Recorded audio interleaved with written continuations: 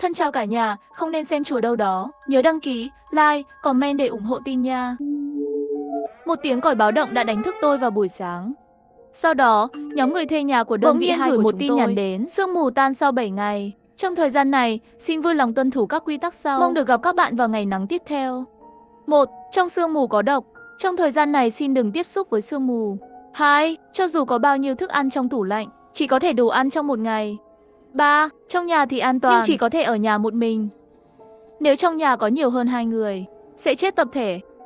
4. Giả sử thức ăn đã hết, bạn có thể xuống dưới tầng mua thức ăn. 5. Đừng tin ai. Hãy tự bảo vệ mình. Nếu có ai gõ cửa, tuyệt đối đừng mở cửa. 6. Tòa nhà không có nhân viên phục vụ. Nếu ai đó tự xưng là nhân viên phục vụ, chắc chắn là giả mạo. 7. Không bao giờ ra ngoài trong thời gian sương mù. Tôi bĩu môi. Tôi nghĩ ai đó đang chơi khăm. Sau đó nhìn người gửi tin nhắn. Hóa ra là quản lý tài sản, lão Lục. Tôi còn chưa kịp hỏi, trong nhóm đã có người nhắn tin hỏi trước rồi. Người thuê nhà đều suy đoán là điện thoại của lão Lục bị đánh cắp để gửi tin nhắn nhàm chán này. Cho đến khi một bức ảnh được gửi đến nhóm, cả nhóm hỗn loạn ngay lập tức. Một người phụ nữ với khuôn mặt xám xanh đang nằm dưới đất, khóe miệng có bọt màu hồng. Tôi sợ hãi nên nghĩ ra một ý nghĩ. Nhanh chóng hỏi trong nhóm, chuyện gì đang xảy ra vậy? Bạn gái tôi không tin, mở cửa sổ ra xem xét bên ngoài ra sao, thì cô ấy đã trở thành như thế này. Thật kinh khủng. Chúng ta phải làm gì? Có phải tuân theo quy tắc là có thể sống qua 7 ngày không? Không chắc, có rất nhiều mâu thuẫn trong quy tắc. Ngay khi tin nhắn của tôi được gửi đi, cả nhóm rơi vào sự im lặng chết chóc. Mọi người đều đang nghiêm túc phân tích quy tắc. Khu phố An Liễu không phải là căn hộ đơn, không có nhiều người sống một mình như tôi. Thực phẩm trong tủ lạnh chỉ có thể ăn được một ngày, không cho ra ngoài nhưng được phép đi mua thức ăn. Nhưng quy tắc này có thật không? Đầu óc tôi rối bời, không thể tìm ra manh mối. Bỗng nhiên, từ phòng bên cạnh, phòng 502 truyền đến một tiếng hét thảm thiết của phụ nữ. Da đầu tôi tê dại. Lặng lẽ đi đến ban công. Người đàn ông phòng 502 đang bóp cổ người phụ nữ, đối diện với sự vật lộn của vợ. Hắn không nương tay gì cả. Bỗng nhiên người đàn ông nhìn thấy tôi đang nhìn trộm bên kia tòa, ngẩng đầu lên và mỉm cười với tôi.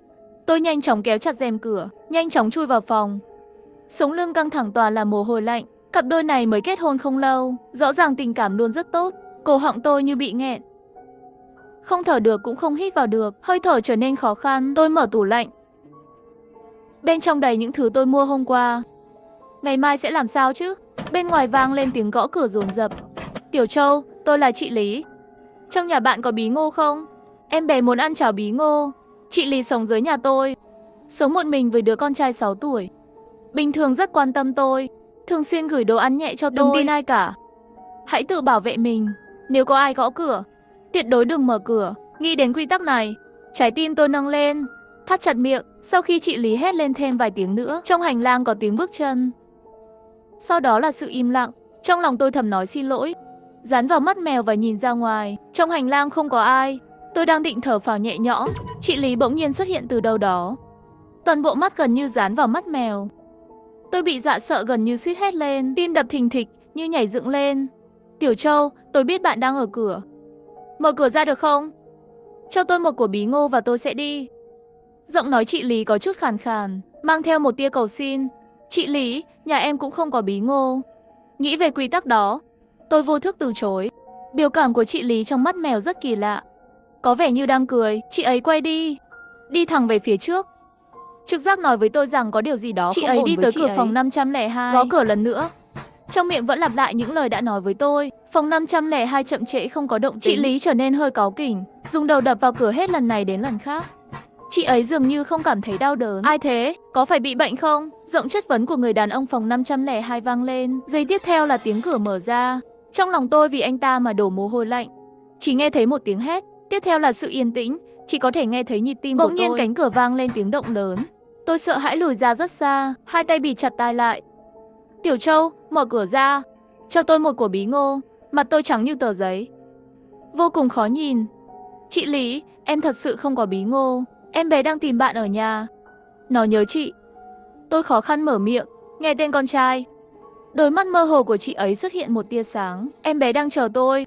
Chị ấy xoay người một cách máy móc, cứng ngắc đi về hướng về nhà. Chưa đi được vài bước, chị Lý bỗng nhiên ngã xuống đất, không còn hơi thở. Người đàn ông phòng 502 đã xáo phạm quy tắc thứ 5, hắn sẽ chết. Nhưng còn chị Lý thì sao? Bởi vì chị ấy đã đi ra ngoài, thật kinh khủng. Nước mắt không chịu kiểm soát, chảy ra từ mắt tôi. Cuối cùng cũng qua được buổi trưa, nhưng tôi không có khẩu vị. Để giữ cho mình đủ thể lực, tôi quyết định nấu chút cháo. Sau khi mở tủ lạnh, tôi hơi sững sờ. Rau tươi vào buổi sáng đã héo. Trên trái cây còn có những đồ mốc nhỏ. Tôi run rẩy chụp những bức ảnh này, gửi đến nhóm người thuê nhà. Lập tức có rất nhiều người hưởng ứng, nhà tôi cũng vậy. Thịt đông lạnh của nhà tôi có chút đen. Bạn đã bao giờ nghe nói về gạo sống có đồ mốc chưa? Tôi đang định trả lời, chủ nhóm bỗng nhiên ra lệnh cầm nói với chúng tôi. Đinh đến rong. Người thuê nhà đã gửi tin nhắn mới. Người thuê nhà thân mến, cập nhật quy tắc. Trong nhà không được có thi thể, nếu không sẽ dẫn đến những kẻ tham lam. Quy tắc này làm tôi sợ. Chỉ nghe thấy bên ngoài cửa sổ phát ra mấy tiếng động lớn, là tiếng vật nặng rơi xuống đất. Tôi run tay kéo rèm cửa ra. Bên ngoài có sương mù. Trên vành đai xanh của khu viên xuất hiện rất nhiều thi thể nằm ngổn ngang khắp nơi. Mồ hôi lạnh làm ướt quần áo của tôi. Nhanh chóng đóng lại rèm cửa, liên tục vỗ ngực. Trước sự sống và cái chết, con người của nhiên đều là ích kỷ. Tôi rất vui vì tôi là một người độc thân. Khi cháo đang gợn sóng trong nồi, ngoài cửa lại có tiếng động. Cho đến khi nhìn thấy xác chết dày đặc dưới lầu, cuối cùng tôi cũng chắc chắn quy tắc sương mù trong nhóm là có thật. Khi cháo gợn sóng trong nồi, ngoài cửa lại có tiếng động. Tôi là người quản lý tài sản. Hàng xóm bên dưới phản ứng nhà bạn bị rò rỉ nước. Tòa nhà không có nhân viên phục vụ. Nếu ai đó tự xưng là nhân viên phục vụ, chắc chắn là giả mạo. Tôi nhớ lại quy định này, nhấc điện thoại lên nhìn nhóm thuê người của đơn vị. Nhà tôi có người gõ cửa. Nhà tôi cũng vậy. Nói là dưới lầu phản ứng bị rò rỉ nước, tuyệt đối đừng mở cửa. Lúc này mở cửa là kẻ ngốc. Nhiều người hưởng ứng. Tiếng gõ cửa ngày càng lớn. Bỗng nhiên có một tiếng thét ngoài cửa. Sau đó là tiếng gặm nhấm. Trái tim tôi đập thình thịch. Chắc là có kẻ ngốc thật. Không biết bao lâu rồi, tiếng ồn bên ngoài dần dần biến mất. Cả tòa nhà trở lại bình tĩnh. Qua một đêm, sáng hôm sau, tôi vừa mở mắt, vội chạy vào bếp trước. Nhìn thức ăn trong tủ lạnh đã thối rữa hết rồi. Có mùi hôi thối tỏa ra. Trong lòng tôi có chút hoảng sợ. Mỗi ngày đều phải ăn thức ăn. Bạn có thể xuống dưới lầu mua, nhưng sương mù có độc và không cho ra ngoài. Lần đầu tiên trong đời tôi muốn đánh người. Khi tôi đang đấu tranh, cánh cửa lại vang lên tiếng gõ cửa. Tôi sợ quá đứng im. Cái gì vậy? Gõ mấy cái liền không có động tính. Điện thoại di động lại gửi đến tin nhắn. Những người thuê nhà thân mến, cập nhật quy tắc. Cửa có quần áo bảo hộ và mặt nạ phòng độc. Thời gian hiệu lực trong 1 giờ. Vui lòng về nhà trong thời gian quy định. Tôi nín thở, mở cửa ra xem. Bên ngoài thật sự đặt một bộ đồ bảo hộ và mặt nạ phòng độc. Tôi lập tức đưa tay ra và đưa chúng vào. Liếc nhìn hành lang, ngơ một lát, nhanh chóng đóng cửa lại. Tôi chạy ra ban công nhìn xuống. Tất cả các thi thể đều biến mất. Thi thể của chị Lý ngoài hành lang và ở bên ngoài đều biến mất. Cái quái gì thế này? Bây giờ tôi có quần áo bảo hộ, tôi có thể ra ngoài mua thức ăn. Điều đó có nghĩa là trong quy tắc trước đừng đó, bao giờ ra ngoài trong sương mù. Là giả, vậy chị Lý tại sao lại chết? Tôi không có manh mối, nhưng không dám chậm trễ. Dù sao nếu không ra ngoài, tôi đoán là cũng không sống qua được 7 ngày. Mặc xong quần áo bảo hộ, quyết định xuống lầu. Siêu thị ở ngay cạnh tòa nhà của tôi. Bình thường mọi người trong toàn bộ khu phố ghé mua đồ đều đi theo hướng này, nhưng hôm nay người đến thật sự rất ít. Vào siêu thị, ở cửa có bảng đen quy tắc siêu thị. 1. Thịt trong siêu thị rất tươi, nhưng đều không thể ăn. 2. Rau quả đều là hàng mới nhập trong ngày, bạn có thể yên tâm sử dụng. 3. Mỗi người chỉ có thể mua số lượng một ngày. 4. Siêu thị mỗi lần chỉ có thể phục vụ thức ăn cho 20 người, càng ít người càng tốt. Nhìn thấy điều cuối cùng, tôi lập tức cảm thấy rùng mình. Đây là để mọi người tự giết lẫn nhau.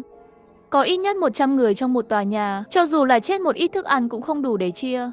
Nhìn thấy đã đi vào rất nhiều người rồi. Tôi lén theo vào. Cửa siêu thị đóng lại khi tôi vào. Tôi quay lại nhìn ra ngoài. Bảng đen nhỏ ở cửa siêu thị đều biến mất. Nói cách khác, những người phía sau đều không nhìn thấy quy tắc này. Người bên ngoài chưa kịp vào. Nhìn vào bên trong, tôi thở dài. Xem ra không dễ dàng ra ngoài. Thời gian sử dụng quần áo bảo hộ và mặt nạ chống độc là 1 giờ. Tôi quay đầu đi lấy ít đồ ăn trước.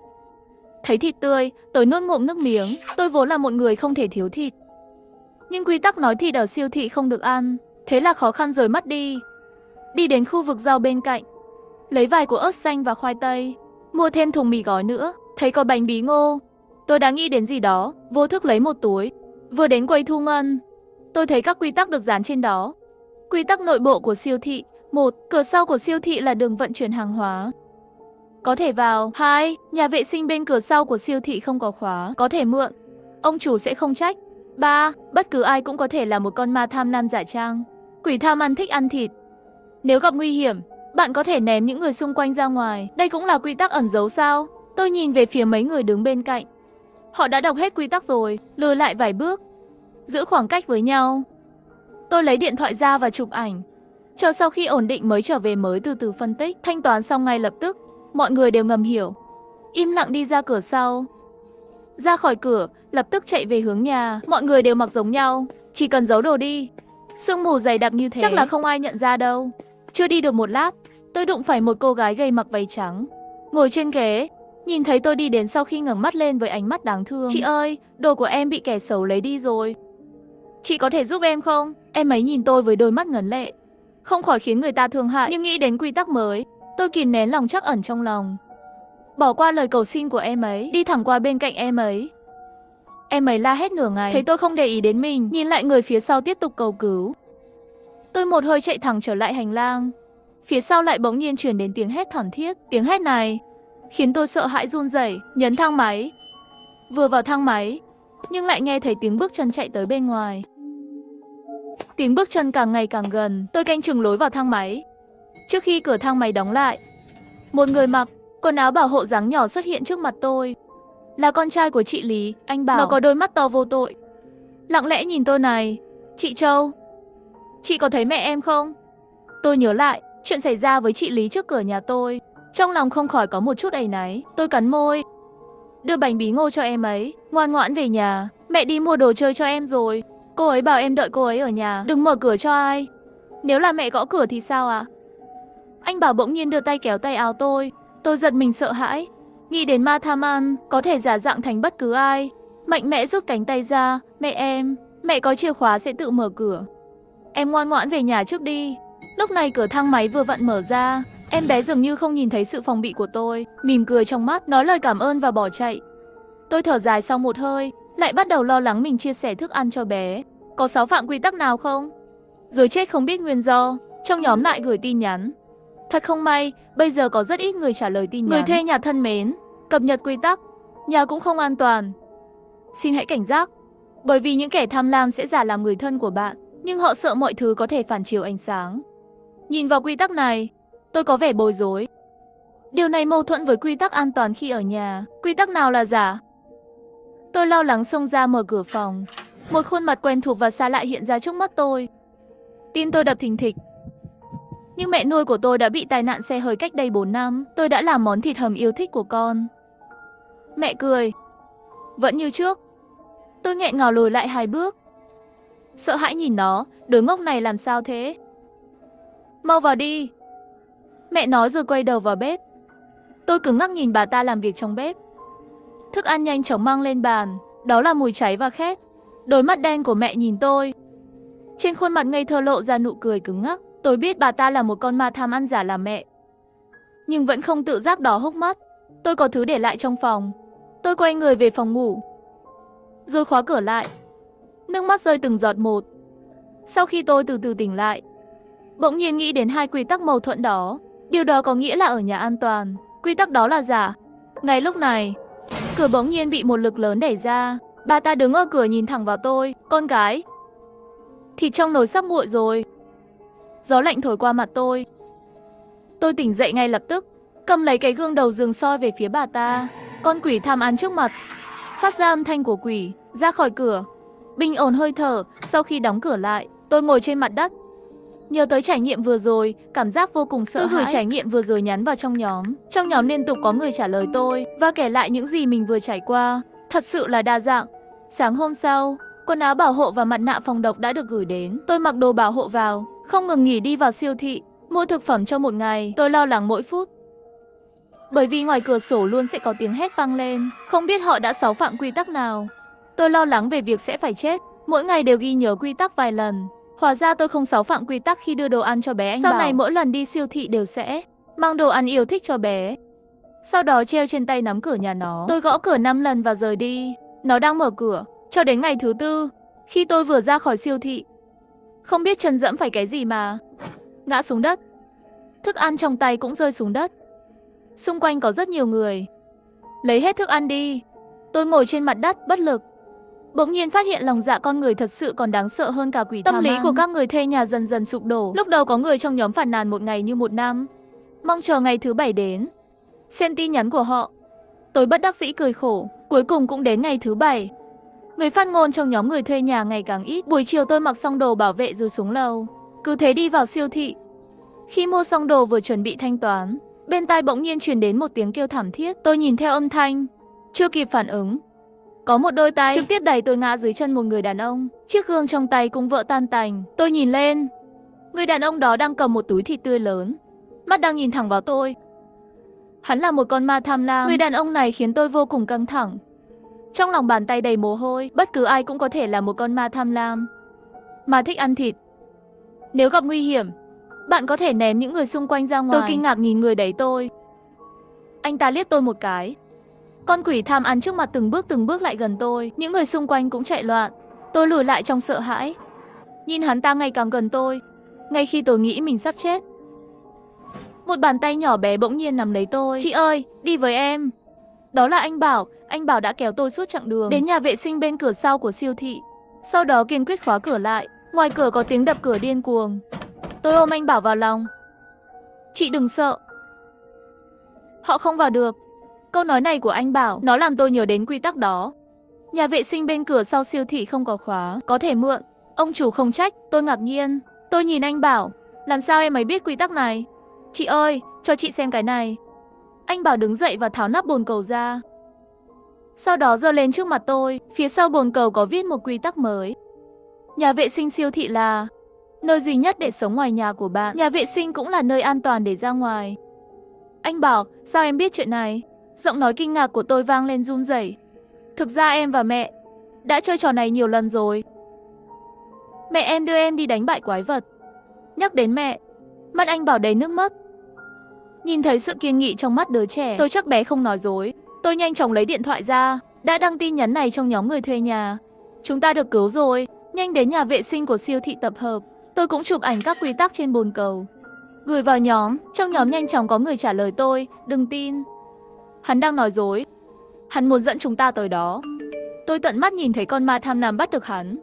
Nhìn từng tin nhắn nghi ngờ tôi, trong lòng tôi có chút buồn. Bên ngoài vẫn ồn ào. Tôi bị tai anh Bảo lại, nói với em ấy mọi thứ sẽ ổn thôi. Đêm dần dần đến. Tôi và anh Bảo đói và buồn ngủ, vô tình ngủ thiếp đi. Ngày hôm sau khi tôi thức dậy, xung quanh toàn là người. Họ không mang theo mặt nạ phòng độc, cũng không mặc quần áo bảo hộ. Một người chú trông như lính cứu hỏa hỏi xem chúng tôi có chỗ nào không thoải mái không. Tôi lắc đầu mờ mịt. Hai người thật là may mắn. Điều này có nghĩa là gì?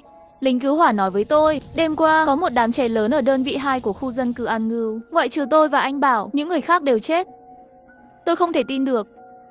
Ôm chặt lấy anh Bảo. Chúng ta đã thực sự sống sót. Sau khi họ xác nhận chúng tôi không liên quan gì đến vụ cháy, cứ để chúng tôi đi. Tôi đưa anh Bảo đi và thuê một căn nhà tạm thời. Dự báo thời tiết cho biết sẽ có sương mù dày đặc sau ngày mùng 7. Xin vui lòng chuẩn bị. Thân chào cả nhà, không nên xem chùa đâu đó. Nhớ đăng ký, like, comment để ủng hộ team nha. Đêm nay, tôi lướt video và cãi nhau với người khác trong khu vực bình luận. Tôi đã nói rất nhiều. Sau khi mắng, người kia không nói gì nữa, đối phương im lặng rất lâu, chậm rãi nhắn ra một câu, ha ha. Tao sẽ giết mày ngay bây giờ. Tôi chỉ muốn cười. WeChat bỗng nhiên xuất hiện một ảnh đại diện hoàn toàn xa lạ. Tin nhắn mà người đó gửi hóa ra là địa chỉ của nhà tôi. Tim tôi đập thình thịch. Nhanh chóng trả lời, bệnh thần kinh, bạn có vấn đề gì à? Người kia không còn để ý đến tôi nữa. Tôi nhìn chằm chằm điện thoại hồi lâu, rồi không thấy trả lời. Tâm trạng bình tĩnh hơn một chút. Chắc là trùng hợp thôi. Có lẽ chỉ là gửi nhầm người thôi. Nhưng bỗng nhiên lại nhận được vị trí từ người lạ gửi tới. Vẫn là địa chỉ của mình, khiến tôi cảm thấy hơi khó chịu. Một ảnh đại diện tối, không có ghi chủ tên mạng. Là ảnh đại diện của một con số, thật đáng sợ. Nhớ kỹ lại, tôi không thể nhớ người này là ai. Trực tiếp xóa đi, nhấn phím OK. Tôi cầm điện thoại lên tiếp tục lướt video. Vừa bấm vào phòng live stream của một người đẹp, phía trên màn hình lại hiện lên tin nhắn WeChat. Tôi bấm vào xem. Trong lòng bỗng ngạc nhiên, lại là hình đại diện màu đen quen thuộc này. Người đó gửi tôi một bức ảnh. Trong ảnh là một chiếc xe buýt trống rỗng, không bật đèn. Bên trong tối đen, chỉ có bảng đèn hiện dòng chữ lập lè ngay phía trước, hiện lên ánh sáng đỏ yếu ớt. Mắt tôi lập tức bị chữ di chuyển trên bảng đèn thu hút. Đường 707K đêm, đường Nam Giang, công viên Tương Hồ, tiểu khu Hoa viên Anh Ngưu, trạm cuối của chuyến tàu đêm này. Đó là khu phố nơi tôi sống. Nghĩa là sao? Hắn muốn đến chỗ tôi sao? Không phải chứ, tôi rõ ràng đã xóa hắn rồi mà. Tim đập nhanh hơn, tôi cảm thấy có gì đó không ổn. Lúc này tôi để ý đến một chi tiết. Góc dưới bên trái của ảnh hiển thị một nửa bàn tay của người chụp ảnh. Mặc dù ánh sáng rất tối, nhưng vẫn có thể mơ hồ nhận ra một cái. Có một thứ gì đó dài dài bị hắn cầm trong tay. Sau khi nhìn rõ trong giây tiếp theo, lưng tôi toát mồ hôi lạnh. Đó là một con dao. Mày là ai? Mày muốn gì? Tôi nhắn những câu chửi thề liên tiếp. Người kia lại im lặng. Chờ rất lâu không thấy trả lời. Tôi không thể ngồi yên, ra khỏi giường. Mở rèm cửa sổ ra, nhìn xuống lầu. Ban đêm yên tĩnh, đường chỉ có đèn đường lờ mờ. Đừng nói là xe buýt, ngay cả bóng dáng con người cũng không có. Tôi cảm thấy bản thân mình hơi hâm. Bên kia chỉ gửi một bức ảnh tối đen. Chưa gì đã dọa tôi sợ thế này. Thật là ngu ngốc. Nhưng trong lòng tôi lại không kiềm chế được sự hoảng sợ. Bước vào bếp. Tôi lấy một con dao ra khỏi kệ bếp. Miệng lẩm bẩm nói: nếu mày dám đến, ba đây liền cho mày biết cái gì gọi là có đi không có trở về. Ai sợ ai, giống như nghe thấy lời tôi nói. Điện thoại đổ chuông. Màn hình tin nhắn bật lên. Lại là hình đại diện màu đen này. Hắn ta lại gửi một bức ảnh. Vẫn là chiếc xe buýt tối tăm đó. Máy ảnh chụp đối diện với bảng đèn. Còn 2 trạm nữa là đến Hoa viên Anh Ngưu rồi. Hắn càng ngày càng gần tôi. Mà nó, đúng là một thằng điên. Trái tim tôi lo lắng. Bước vào phòng khách, khóa cửa lại. Sau đó lấy điện thoại di động ra và gọi điện thoại báo cảnh sát. Hello, xin chào, tôi muốn gọi cảnh sát, có người muốn giết tôi. Hắn đang trên đường đến, trong tay còn có một con dao. Tình huống này chúng tôi coi là tình huống đe dọa. Bạn đóng cửa sổ lại, bảo vệ sự an toàn của bản thân. Nếu người đó thực sự đến, chúng tôi sẽ để cảnh sát bắt giữ. Nghe giọng nói bình tĩnh của cảnh sát, từ từ xoa dịu sự hoảng loạn bên trong tôi. Sau đó, cảnh sát ghi lại địa chỉ của tôi và để tôi thêm WeChat của cảnh sát, rồi gửi tin nhắn mà tên đe dọa gửi cho người cảnh sát đó. Cô là người làm chứng, cô gái đừng sợ. Nếu hắn thật sự dám tới, chúng tôi sẽ đến đó trong 5 phút nữa.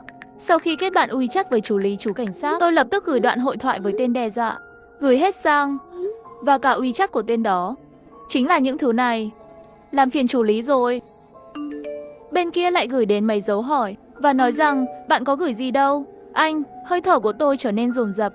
Vội vàng chụp thêm vài bức ảnh nữa, lại chuyển lại lần nữa. Nhưng câu trả lời của chú Lý khiến tôi rơi vào tuyệt vọng. Tôi không nhận được gì cả. WeChat cũng không tìm thấy người này. Chuyện gì vậy? Tại sao tin nhắn và ảnh chụp màn hình liên quan đến hắn không thể gửi cho người khác được? Tôi đã thử lại nhiều lần. Lần nào cũng vậy. Chú Lý gửi ảnh chụp màn hình giao diện bên kia của chú ấy. Thật sự chỉ có thông tin trò chuyện của tôi, giống như có một mạng lưới vô hình, lọc tất cả thông tin về ảnh đại diện màu đen. Nếu nói vừa rồi chỉ là sợ bị giết, vậy bây giờ đã trở thành sợ những tình huống siêu nhiên. Trời ơi, hắn ta là cái quái gì vậy? Không chỉ xóa cũng không xóa được, thậm chí ảnh chụp màn hình cũng không gửi được. Bộ đồ ngủ của tôi ướt đẫm mồ hôi lạnh, không thể ngừng gửi tin nhắn cho chú Lý. Muốn giải thích tình huống kỳ lạ hiện tại. Đừng sợ, chắc là nguyên nhân do mạng. Bạn phải đề phòng cẩn thận. Cửa sổ đóng chặt, có động tĩnh trực tiếp báo cảnh sát. Tôi vừa nhắn vừa xóa. Tôi đã suy nghĩ rất lâu, để giúp tôi bình tĩnh càng nhiều càng tốt. Tin nhắn tinh tinh vang lên, trong đêm khuya im lặng lại vô cùng chói tai, khiến cả người tôi run rẩy. Rất có thể lại là người đó gửi tin nhắn đến. Tôi thậm chí không dám nhìn nữa, quả nhiên bấm vào vẫn là một bức ảnh. Cảnh trên đường đi không còn là xe buýt nữa, nó biến thành một tòa nhà. Góc chụp đối diện với cổng đơn vị. Ở cánh cửa sổ kính hiện lên một bóng dáng con người màu đen. Tôi quen thuộc với tòa nhà này, bởi vì đây là nơi tôi sống. Không ngờ tên điên này lại đến sớm như vậy. Giây tiếp theo hắn ta gửi một câu: he he he, tao đến giết mày rồi. Gã điên này đến sớm thế.